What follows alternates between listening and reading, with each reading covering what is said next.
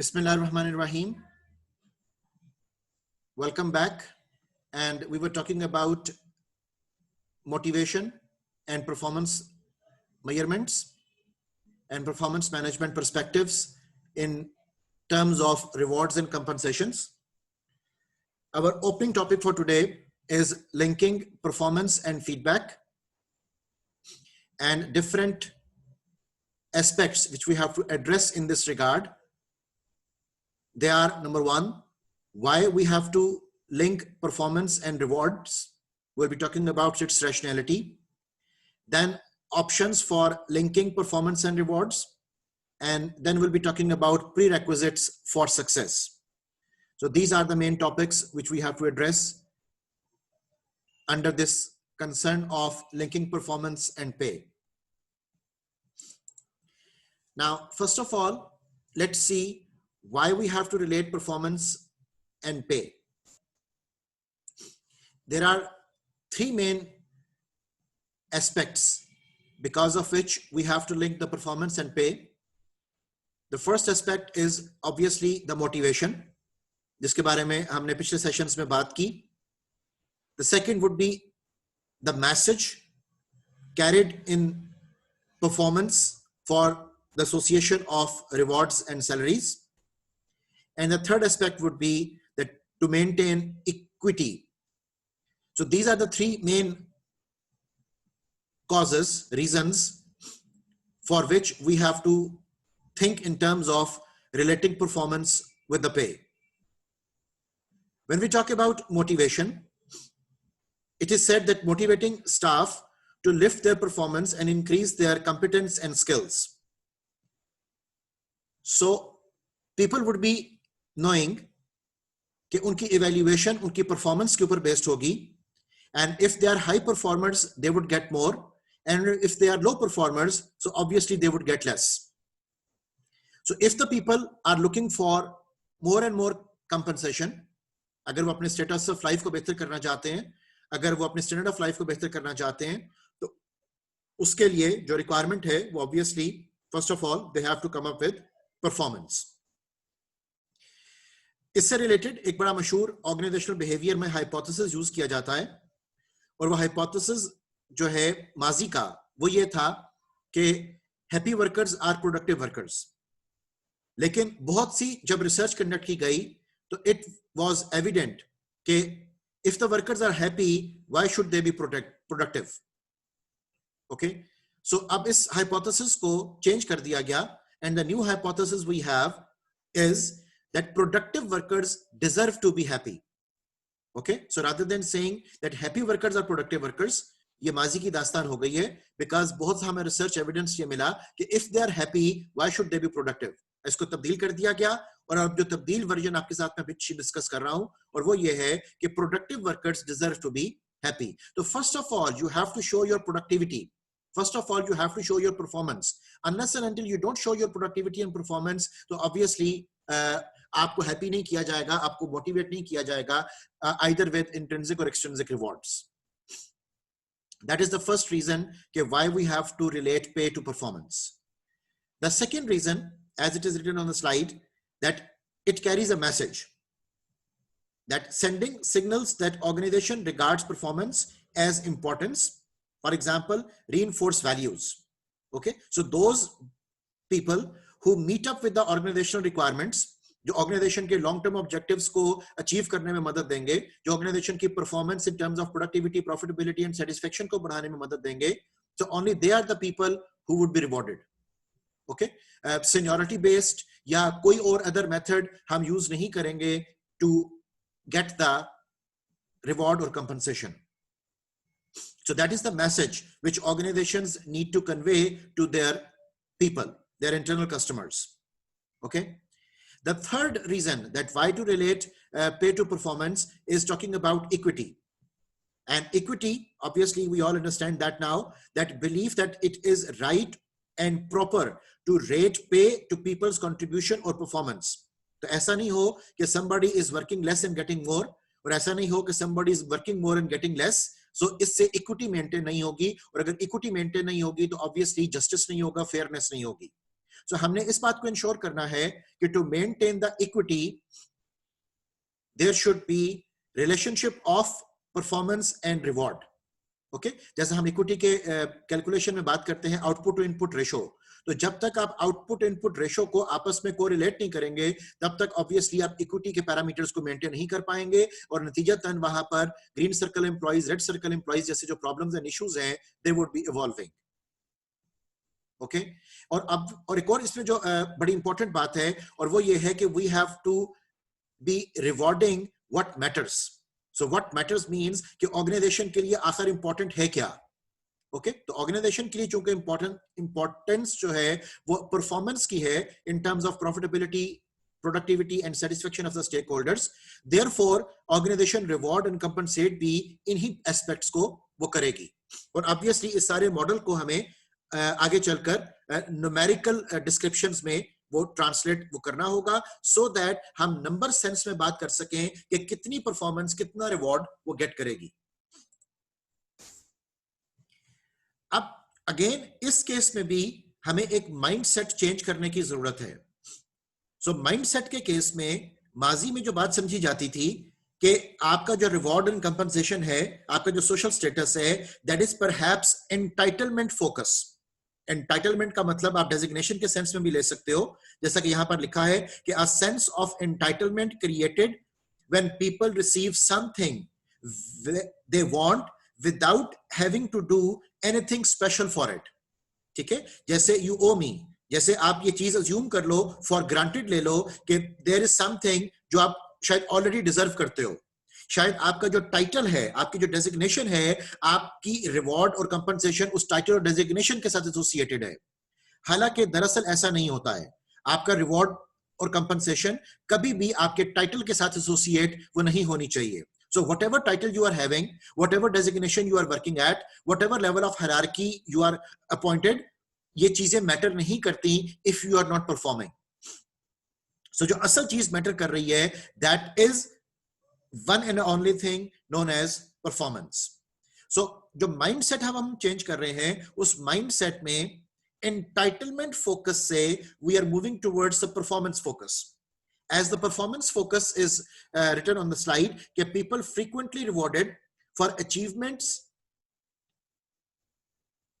feel they have earned, ठीक है, rather than कि वो assume कर लें, for granted ले लें कि आपको ये चीज automatically मिलेगी.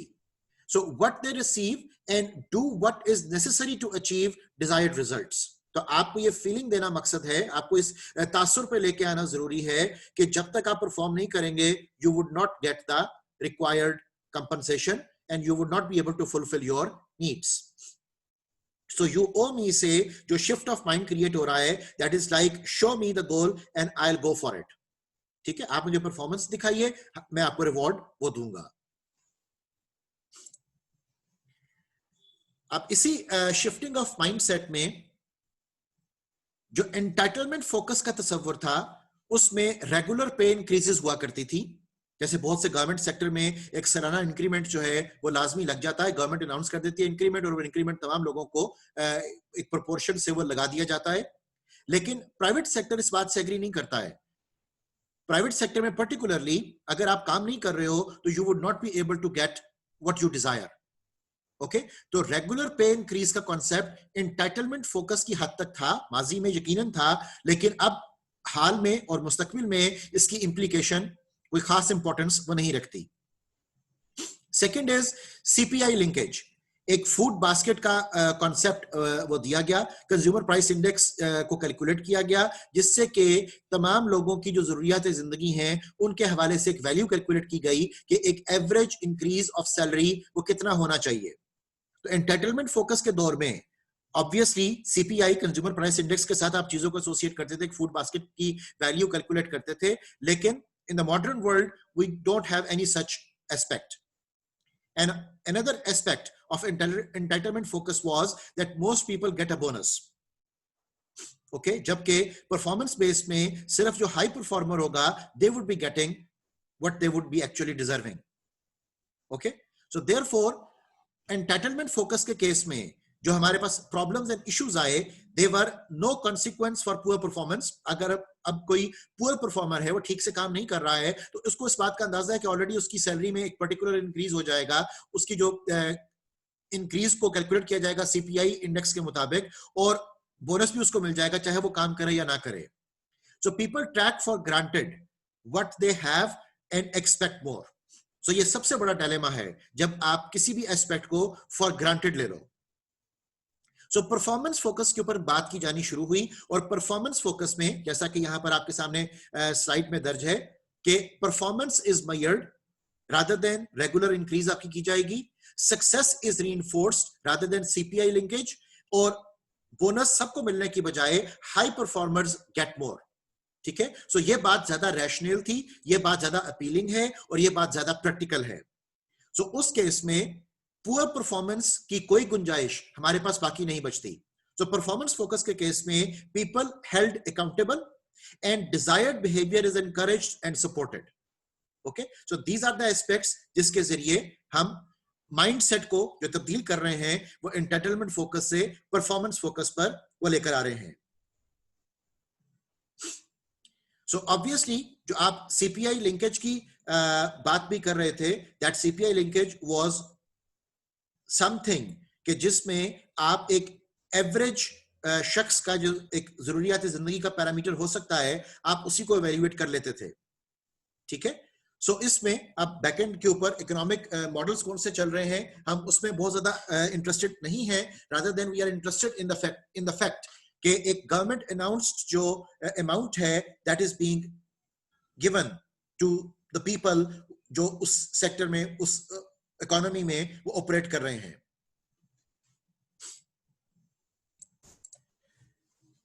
नाउ अगर हम इसी कॉन्टेक्स्ट में ट्रेंड्स को देखें, तो ट्रेंड्स के केस में जो हमें बातें कुछ पता चलती हैं, they are that an increased focus on fixed and variable pay, इसके ऊपर अभी हम डिस्कशन करते हैं। Incentive pay spreading throughout organisation groups, और सबको इंसेंटिव जाहिर है कि तभी मिलेगा when it is linked with the performance. इसके अलावा रिकॉग्निशन प्रोग्राम्स इंट्रिंसिक मोटिवेशन के लिए, उनके ऊपर फोकस किया जाना शुरू हुआ। Greater understanding of variety in पे प्रोग्राम्स, ये बड़ा इंपॉर्टेंट एस्पेक्ट है। इसके तहत हम कुछ फ्लेक्सिबल मॉडल्स अभी स्टडी करेंगे, जिन फ्लेक्सिबल मॉडल्स में ये देखा जाएगा कि डिफरेंट लोगों को डिफरेंट नीड सेट्स के साथ डिफरेंट हम कंपनसेशंस वो कैसे दे सकते हैं, तो इसके ऊपर भी काफी वर्किंग वो हुई। So we are getting smarter at measuring performance, और ये बहुत इंपॉर्टेंट एस्पेक्ट है जिस मकसद के लिए हमने अपना टॉपिक की रिजल्ट एरिया, की परफॉर्मेंस एरिया, की परफॉर्मेंस इंडिकेटर्स, इसको भी डिटेल में डिस्कस करना है कि हम परफॉर्मेंस को टेक्निकली क्वांटिफाइड टर्म्स में मेजर भी कर सकें। ओके, और जाहिर है कि उसके लिए स्मार्ट हमें एक्सप्रेशन यूज करना पड़ेगा, and as you all know smart would mean specific, measurable, achievable, realistic and time frame. So both the performance management system and the metrics for relating pay to performance, इन दोनों चीजों को develop किया जाता है, major किया जाता है, और फिर उसके मुताबिक जो डिसीजन मेकिंग होगी वो की जाएगी। और जब आप मैट्रिक्स कैलकुलेशन की बात कर रहे हो, तो ऑब्वियसली मैट्रिक्स कैलकुलेशन से मुराद होती है कि आप न्यूमेरिकल वैल्यूज जो है वो हासिल करते हो थ्रू डिफरेंट फॉर्मूलाज। ओके, सो हमारा जो मेन इस वक्त फोकस अब आ रहा है, वो फोकस ये है कि हमने परफॉर्मेंस को नॉर्म ऑफ द डे वो बनाना है, और परफॉर्मेंस को मेजर करने के बाद उसके अगेंस्ट हमने कोई कंपनसेशन वो अनाउंस करनी है। अब अगर हम वेरिएबल पे प्रोग्राम्स की बात करें in terms of rewarding employees, तो वेरिएबल पे प्रोग्राम्स में a portion of an employees pay is based on some individual, ये दोनों एस्पेक्ट हो सकते हैं, सम इंडिविजुअल एंड और ऑर्गेनाइजेशन मेजर ऑफ परफॉर्मेंस। अब उस मकसद के लिए हम piece rate pay plans develop कर सकते हैं, हम प्रॉफिट शेयरिंग प्लान्स डेवलप कर सकते हैं, हम गेन शेयरिंग प्लान्स वो डेवलप कर सकते हैं। अब इसकी डेफिनेशन हम एक मर्तबा दोबारा से देख लेते हैं।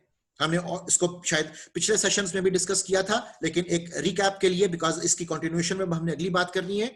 जब हम पे रेट प्लान्स की बात करेंगे, तो workers are paid a fix sum for each unit of production completed. जब हम प्रॉफिट शेयरिंग प्लान्स की बात कर रहे हैं, तो उस केस में organisation wide programmes that distribute compensation based on some established formula design around a company's profitability. तो ऑब्वियसली जो कंपनी की प्रॉफिटेबिलिटी होगी उस प्रॉफिटेबिलिटी में से ही एक पोर्शन जो है वो लोगों के साथ शेयर किया जाएगा. And gain sharing में an incentive plan in which improvements in group productivity determine the total amount of money that is allocated. Okay so हमारे पास डिफरेंट तरह के कॉन्सेप्ट्स मौजूद हैं. ऑर्गेनाइजेशनल पॉलिसी को, टॉप मैनेजमेंट की प्रायोरिटीज को देखना पड़ेगा कि किस तरीके से वो in different types of variable pay programmes में से अपनी ऑर्गेनाइजेशन के अंदर इंप्लीमेंटेशन वो डिमांड कर रहे हैं. इसके बाद हमारे पास एक स्टॉक ऑप्शन भी अवेलेबल है. जैसे company established benefit plans in which employees acquire stock as part of their benefit. तो ये एक ऑब्वियसली ऑप्शन वो हमारे पास अवेलेबल है.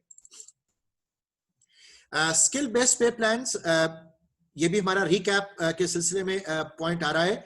हमने डिस्कस किया था कि pay levels are based on how many skills employees have और how many jobs they can do. उसके बेनिफिट्स देख लीजिए. जब हम स्किल बेस्ड पे प्लान्स की बात करते हैं उस केस में provide staffing flexibility, different skill sets के लोग आपके पास आ सकते हैं. Facilitates communication across the organisation because different skill sets के लोग जो हैं then they will be communicating their expertise with other people, sharing their expertise with other people. Lessons protection of territory behavior because उसमें skills are more important rather than कि आप किस department से belong करते हो, that is the concern. Meets the needs for employees for advancement. Obviously चूंकि skills को पे किया जा रहा है तो अगर आपकी technical promotion नहीं भी हो रही तो उसके बावजूद अगर आपके पास skills हैं तो you'll be compensated and leads to performance improvement. तो इसके बहुत सारे हमारे पास plus points जो है वो available हैं. लेकिन ये बात भी याद रखिएगा कि purely skill based pay plans नहीं होंगे. स्किल्स को हम कंपनसेट करेंगे but in association with the performance. अब स्किल बेस्ड पे प्लान्स के कुछ ड्रॉबैक्स भी वो देख लीजिए. The first drawback we have is lack of additional learning opportunities that will increase employee pay. ठीक है, तो आप सिर्फ स्किल फोकस हो जाते हो, आप उसके अलावा जो है अपनी जॉब से रिलेटेड अपने आप को अपग्रेड करने के बारे में अदरवाइज वो नहीं सोचते हो. Number 2, continuing to pay employees for skills that have become obsolete. और बाज़-औक़ात ये होता है कि आपके पास कोई टेक्निकल स्किल, कॉन्सेप्चुअल स्किल ऐसी थी जो माजी में जरूरत थी, हम उसको कंपनसेट कर रहे हैं, लेकिन फ्यूचर में अब वो स्किल ऑब्सोलीट हो गई है. ऑर्गेनाइजेशन जो है वो टेक्नोलॉजी ओरिएंटेशन की तरफ जा रही है, ऑर्गेनाइजेशन रोबोटिक्स एंड ऑटोमेशन की तरफ जा रही है. तो अब आपकी वो स्किल जो मैनुअल वर्क में रिक्वायर्ड थी, may be that is not required any more. लेकिन अगर आपने skill based pay plans launch किया हुआ है तो आप उसी स्किल को कंटिन्यूअसली पे वो कर रहे होगे. इसी तरह paying for skills which are of no immediate use to the organisation and paying for a skill not for the level of employee performance for the particular skill. ठीक है, तो बाज़ औक़ात स्किल सेट हमारे पास वो आ जाते हैं जिन स्किल सेट का ऑर्गेनाइजेशन को डायरेक्टली कोई बेनिफिट वो नहीं हो रहा. तो जो वहां पर उस सिलसिले का जो ड्रॉबैक है वो हमारे सामने आ जाएगा.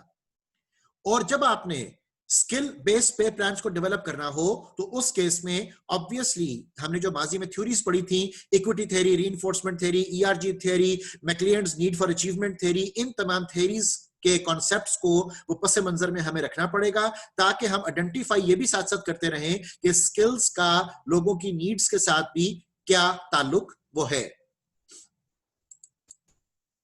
अब हमारे पास कुछ फ्लेक्सिबल बेनिफिट्स वो मौजूद हैं. फ्लेक्सिबल बेनिफिट्स को डिजाइन करने के लिए there are 3 concepts we need to talk about. सबसे पहला कॉन्सेप्ट है मॉड्यूलर प्लान्स, उसके बाद हम बात करेंगे core plus plans and then there is the concept of flexible spending plans. अब फ्लेक्सिबल बेनिफिट्स दरअसल हैं क्या? Employees tailor their benefit programme to meet their personal need by picking and choosing from a menu or of benefit options. Okay जिस तरह आप एक restaurant में dining के लिए जाते हो और आपके सामने एक मेन्यू कार्ड आता है जिसमें आप अपनी मर्जी से सिलेक्ट कर लेते हो कि कौन सी डिश आपको खानी है, बिल्कुल इसी तरह ऑर्गेनाइजेशन भी आपको एक लिस्ट प्रोवाइड करती है जिसमें से लोग अपनी जरूरत के मुताबिक बेनिफिट्स को खुद से सिलेक्ट वो कर सकते हैं. इस कॉन्सेप्ट को हम नाम देते हैं फ्लेक्सिबल बेनिफिट्स. एंड ऑब्वियसली उसकी एक लिमिट होगी बिकॉज ऑर्गेनाइजेशन तमाम लोगों की डिफरेंशिएटेड नीड्स को शायद एंटरटेन वो ना कर सके विद एवरी पैकेज प्लान. सो अब हमारे पास जो टेक्निकली ऑप्शंस अवेलेबल है फ्लेक्सिबल बेनिफिट्स को डिजाइन करने के लिए, उसमें सबसे पहले है modular plan.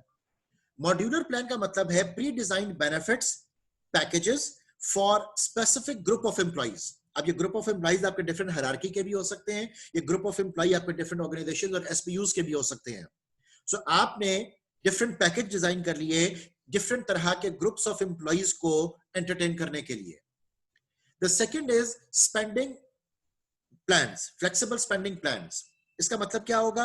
Allow employees to use their tax free benefit dollars, आप अपने केस में यहां पर रुपीज भी लिख सकते हो, टू परचेज बेनिफिट्स एंड पे सर्विस प्रीमियम्स। ठीक है, जिसके तहत आपको डिफरेंट तरह के जो प्रीमियम्स हैं, आपको डिफरेंट तरह के जो डिस्काउंट्स हैं, वो ऑफर किए जाएंगे। ओके अगर आप किसी पर्टिकुलर डिपार्टमेंट में काम कर रहे हो, फॉर एग्जांपल आप जैसे देखते हो कि आर्मी वालों को डिस्काउंटेड जो टिकट्स होती हैं वो अवेलेबल होती हैं, रेलवे के एम्प्लॉयज को डिस्काउंटेड टिकट्स अवेलेबल होती हैं।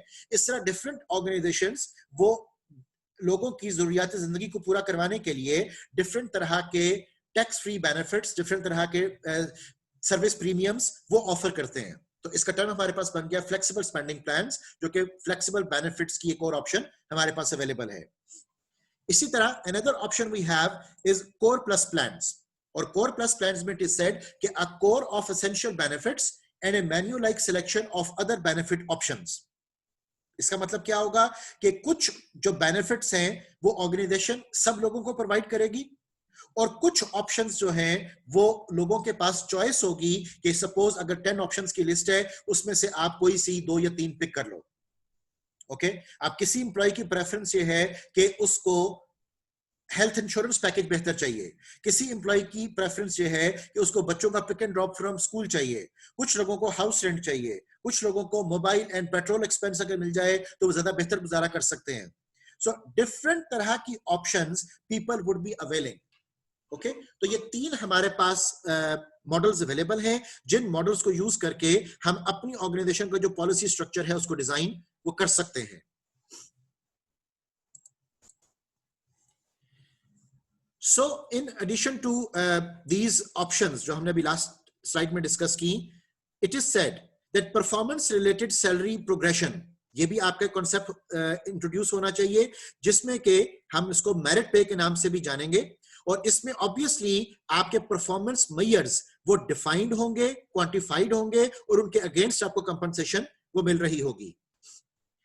इसके अलावा वेरिएबल पे के कॉन्टेक्स्ट में आप लमसम मेरिट बोनस भी ऑफर कर सकते हो, आप इंसेंटिव पे प्लान्स भी ऑफर कर सकते हो। सो इट ऑल डिपेंड्स कि आपकी organisation as a policy matter किन बातों को फोकस वो कर रही है।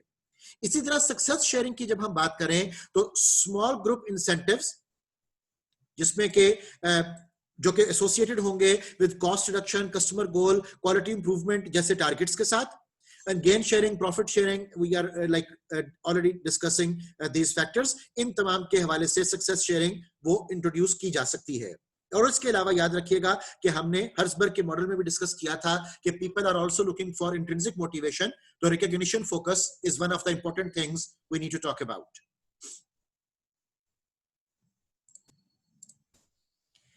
अब अगर आपने मेरिट बेस्ड सिस्टम्स को डेवलप करना है तो उसकी अब हम डिटेल को देख लेते हैं। There are certain considerations related to merit based systems. For example communicate link between pay and performance. तमाम लोगों को पहले तो इस बात का पता होना चाहिए कि कौन सी लेवल ऑफ परफॉर्मेंस से उनको कितनी कंपनसेशन वो मिलेगी। Secondly use effective appraisal methods.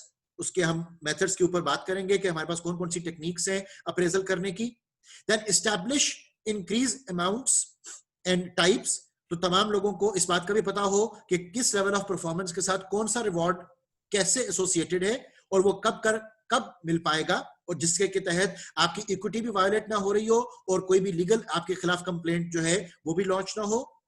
And obviously settle on base पे लेवल। तो उस केस में जब मेरिट बेस्ड सिस्टम्स इंट्रोड्यूस किए जाते हैं तो आपको जो सेटल होना पड़ेगा वो अपनी बेसिक पे के ऊपर प्राइमरी स्टेप पे करना पड़ेगा एडजस्टमेंट, और उसके बाद बेसिक पे के ओवर एंड अबव जाने के लिए आपको एक सर्टेन परफॉर्मेंस जो है वो डेफिनेटली वो शो करनी है। अब जब हमने इंप्लीमेंट करने हो इफेक्टिव प्लान्स, तो इफेक्टिव प्लान्स को इंप्लीमेंट करने से पहले these are the considerations which we have to bear in mind. सबसे पहला स्टेप हमारे पास ये है कि you have to ask, is effort clearly instrumental in obtaining the reward or not. Okay, कि जो एफर्ट एक एम्प्लॉय पुट कर रहा है, जैसे इसको हमने डिस्कस किया था विक्टर व्रोम के मॉडल ऑफ एक्सपेक्टेंसी के अंदर भी, कि first of all we have the performance concern, और परफॉर्मेंस बैकएंड के ऊपर डिपेंड कर रही होगी एफर्ट के ऊपर, और परफॉर्मेंस से नेक्स्ट स्टेप हमारे पास आएगा आउटकम एंड रिवॉर्ड. तो अब हमें देखना यह है कि क्या आपने जो इंस्ट्रूमेंट डेवलप किया रिवॉर्ड तक पहुंचने के लिए, इज दैट क्लियरली डिफाइंड. और ये क्लियर तब तक नहीं हो पाएगा जब तक आप इसको स्मार्ट डेवलप ना करो, जब तक आप केपीआईज को क्वांटिफाइड ना बनाओ. इसके बाद आपने जब इफेक्टिव प्लान को इंप्लीमेंट करना है तो link the incentive with your strategy, कि ऑर्गेनाइजेशन लॉन्ग टर्म में क्या कह रही है, उसकी टारगेट्स एंड गोल्स क्या है, और उनको अचीव करने के लिए हिकमत अमली क्या है. Make sure effort and rewards are directly related. Make the plan easy for employees to understand. Set effective standards. View the standard as a contract with your employee. ठीक है, और वो कॉन्ट्रैक्ट जो आपका हो वो एग्रीड अपॉन हो. The people should be agreeing कि वो इस टारगेट को अचीव कर सकते हैं और करना चाहते हैं. जैसा कि हम एमबीओ के अंदर भी डिस्कस करते हैं, मैनेजमेंट बाय ऑब्जेक्टिव के अंदर, कि आपके टारगेट्स एंड गोल्स जो हैं वो पार्टिसिपेटिव मैनेजमेंट स्टाइल से सेट वो किए जाएंगे, rather than dictatorship style. So get employee support for the plan. Use good measurement systems. Emphasize long-term as well as short-term success. And last but not the least, adapt a comprehensive, commitment-oriented approach. Okay, तो ये तमाम हमारे पास factors होंगे जिनको आपने implement रखना है when you are going to implement the merit structure. अब हम कुछ आर्टिकल्स से रिलेटेड, चैप्टर से रिलेटेड टॉपिक्स डिस्कस कर रहे हैं, which are talking about creating a variable pay or incentive pay plans. जब हमने इंसेंटिव प्लान्स को डेवलप करना है तो याद रखिएगा कि सबसे पहली चीज मद्देनजर रखनी जो जरूरी होगी, that would be the economy. अब जैसे पर्टिकुलरली हम अपने इस पैंडेमिक सिचुएशन को देखते हैं कि पैंडेमिक के दौरान बिजनेसेस बहुत ज्यादा मुतासिर हुए, इकोनॉमिक फ्लक्चुएशंस बहुत सारी आई. तो अब जब आपने ईयरली अपने पैकेज प्लान्स को रिवाइज करना हो, अपग्रेड अपडेट करना हो, तो आपको सबसे पहले ये देखना पड़ेगा कि ओवरऑल इकोनॉमिक सिचुएशन वो क्या प्रिवेल कर रही है. So when a company faces hard times, it is impossible to lower the wages. Okay, अब जाहिर है कि कम तनख्वाह के ऊपर लोग काम करना पसंद नहीं करेंगे, लोग छोड़ जाएंगे.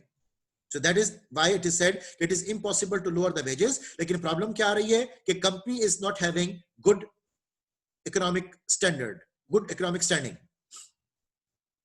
So wages become a fixed cost, and the only way a company can reduce this cost is to lay off workers. तो अब क्या होगा कि सैलरी को कम करने की बजाय कंपनी के पास ऑप्शन फिर वाहिद ये बचेगी कि वो कम लोगों को वहां पर रखे. So lay offs होने शुरू हो जाएंगे. और ऑब्वियसली जो इकोनॉमिक सिचुएशन कंपनी की भी और इकोनॉमी की ओवरऑल कंट्री के कॉन्टेक्स्ट में प्रिवेल कर रही होगी, उसी वही डिटरमिनेंट होगा आपके आउटकम्स का. ठीक है, कि ऑब्वियसली अब जो लोग वहां पर कंट्रीब्यूशन अपना देंगे, जो लोग वहां पे पार्टिसिपेट करेंगे, so they would be getting the reward. लेकिन इसके दरमियान में दो बातों को याद रखिएगा.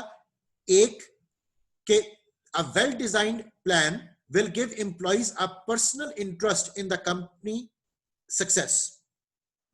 Okay, सब लोगों को इस बात का शऊर होगा कि अगर कंपनी सक्सेसफुल होती है तो एक्चुअली उसी में उनकी अपनी सक्सेस है. और सेकंड चीज आपने ध्यान में रखनी है कि accomplishing more with fewer people makes incentives pay attractive. तो अब होगा क्या कि organisation would be looking for multiple skills in one person, और एक शख्स जो है वो 2 या 3 लोगों का काम परफॉर्म करेगा जो कि स्मार्ट फैशन में डेवलप किया गया होगा, और उस मल्टीटास्किंग से one person would be earning more rather than that there should be 2 persons who would be earning less. For example, there was a bank, और उस बैंक में they were looking for 2 people. One was financial advisor and the other was network administrator.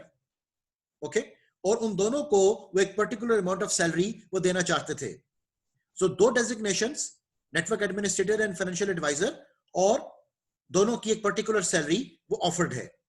So what the smart HR manager did कि उसने दो लोगों को एक particular salary which was relatively less पे हायर करने की बजाय उसने जॉब एडवर्टाइज की कि we need financial advisers who can also administer the network. Okay, so MBA degree with finance suppose, और उसके साथ उनको वो लोग दरकार हैं जिन्होंने नेटवर्क का डिप्लोमा वो भी किया हुआ हो. सो बहुत से ऐसे लोग मार्केट में अवेलेबल थे जिन्होंने एमबीए के साथ नेटवर्किंग का डिप्लोमा भी किया हुआ था. सो उनके पास जॉब अपॉर्चुनिटी एकदम क्रिएट हुई. They were hired and they were having even higher salary. Okay, तो अब इस तरह से भी ऑर्गेनाइजेशंस वो मल्टीटास्किंग करवाकर ज्यादा बेनिफिशियल हो जाती हैं अपने कॉस्ट सेविंग के पॉइंट ऑफ व्यू से भी और लोगों को मोटिवेट करने के पॉइंट ऑफ व्यू से भी. लेकिन ऑब्वियसली इस सूरत में काम फिर वही कर पाएगा जिसके पास मल्टीपल स्किल्स वो होंगी.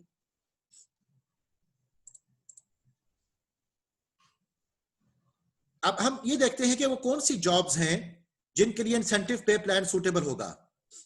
तो उस केस में इट इज सेड कि incentive pay plans primarily applicable to direct production jobs. ठीक है, जहां पर हम प्रोडक्शन लेवल्स को एसोसिएट कर पाए आपके इनकम के साथ. So pay for performance plans as the appropriate method for other employees. So उसमें व्हाइट कॉलर प्रोफेशनल्स एक्सेट्रा इन सबको हम काउंट वो कर सकते हैं. So yet individual and small group incentive pay plans may apply to almost all varieties of work, so long as your organization is willing to engage in the expense and administration necessary to make the program work. So अब हम इस बात को भी मद्देनजर रख रहे हैं कि आप डिफरेंट सेट ऑफ एम्प्लॉइज के लिए भी डिफरेंट पैकेज प्लान्स डिजाइन वो कर सकते हो. ऑब्वियसली इस सारी मैनेजमेंट के अंदर हमारे पास कुछ रिस्क्स वो डेफिनेटली इन्वॉल्व होंगे, बट एक बिजनेस एक्सप्रेशन हमेशा याद रखिएगा कि higher the risk higher the return.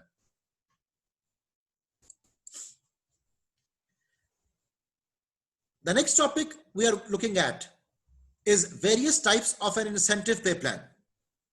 ठीक है, अब इंसेंटिव पे प्लान के हम कुछ टाइप्स देख रहे थे जिनके बारे में भी हमने कहा कि वो डायरेक्टली प्रोडक्शन रिलेटेड जॉब्स के साथ एसोसिएट वो किए जा सकते हैं. तो सबसे पहला उसमें एस्पेक्ट है आउटपुट बेस्ड प्लान्स. इस टॉपिक को अब हम नेक्स्ट मीटिंग में इंशाल्लाह शुरू करते हैं. प्लीज ज्वाइन कीजिए.